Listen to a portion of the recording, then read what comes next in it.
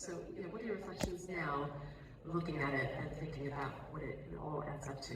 Yeah, so one of the reasons I said yes was that a very close friend of mine is a historian, and when it became really quite clear in sort of February, March that what we were facing was something quite extraordinary, she said to me, document everything. And as you can, the portion of the film where you can just hear my phone ringing all the time. So, it said at the end there were like 2,000 interviews done during those 2 years.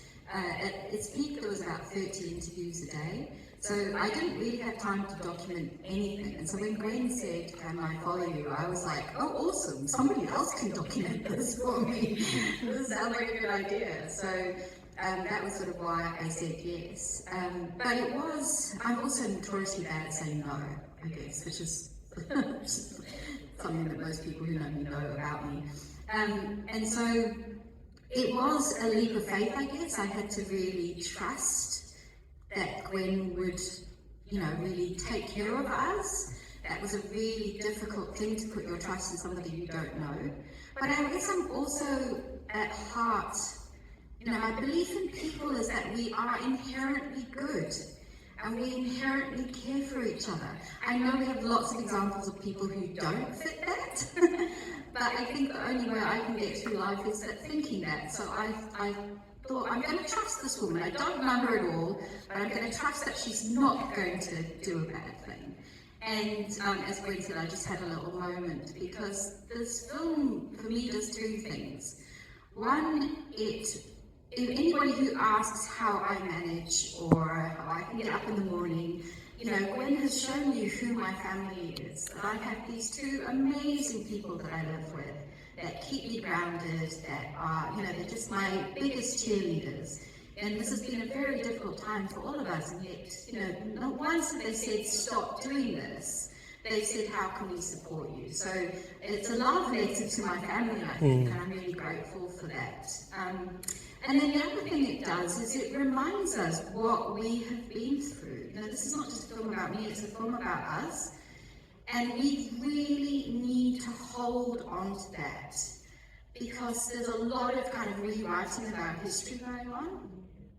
And just this morning I read a piece that Bloomberg have put out. And it's an analysis of different countries' responses to the pandemic. And it comes up with kind of 7 lessons. And, the article is illustrated with a graphic about excess deaths. And it has every country's excess deaths as a little, varying colours or varying sizes of circles. So the bigger the circle, the more people basically died from COVID. And the more red, the more people died. And if you're a blue circle, then you didn't have excess deaths. And there are 4 or 5 countries that have circles that are blue. Ours is one of them. So, we are one of the very, very few countries in the world that had an extraordinary response to the pandemic. And we did that. The lesson that Bloomberg uses us for is that we had both a kind of geographical advantage in that we could control our borders, and we're not the only country that could do that, but we were one of them.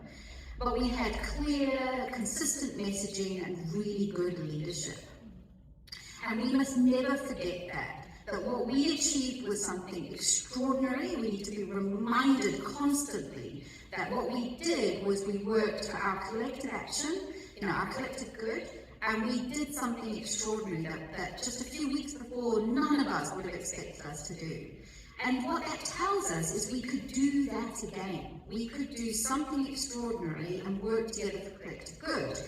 And the reason people don't want us to remember that is because this is how we need to respond to the challenges that face us, right? Climate change, all of these things that we kind of that we're facing. So I want you to remember that we did something extraordinary. Don't let anybody tell you that we didn't.